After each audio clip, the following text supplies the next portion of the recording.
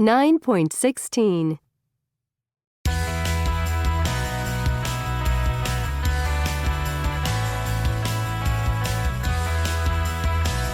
Good evening, and welcome to Family, the show where we discuss issues concerning parents and children. Last week, we talked about children following their parents into the same job, and whether children of celebrities have an easier life than other children.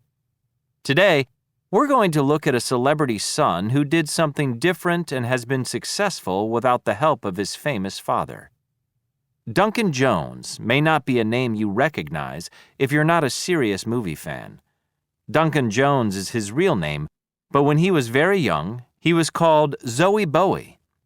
His father was the famous singer David Bowie, whose real surname was Jones. Zoe was actually Duncan's middle name. Duncan was born in the UK in 1971. When he was 9, his parents divorced, and Duncan stayed with his father. He continued to visit his mother, David Bowie's first wife, Angie, until he was 13. But their relationship wasn't a happy one, and he hasn't seen her since then. When he was a child, Duncan wasn't interested in music.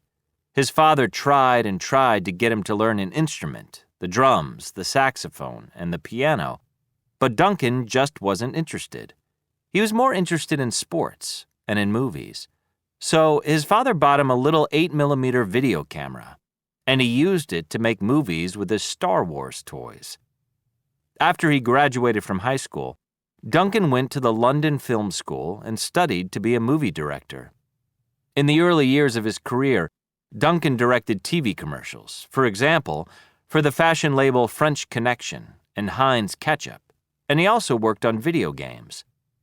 In 2006, he made his first movie called Moon, a science fiction drama, which was a great success. He won many awards for the movie, including the prize for Best New British Director.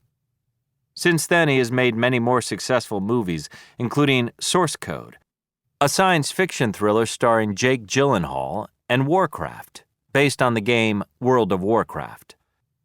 Duncan has said that one of the reasons why he went into movie directing was that he wanted to be behind the camera, not in front of it. As a child, there were often paparazzi around, which he hated. Even now, as a successful movie director, he doesn't like being photographed. Although, as he says, I've never needed to use my father's name, Duncan was very close to his father all his life and was with him when he died in January 2016. He said of him, "He was a wonderful father who encouraged me to be creative, but different."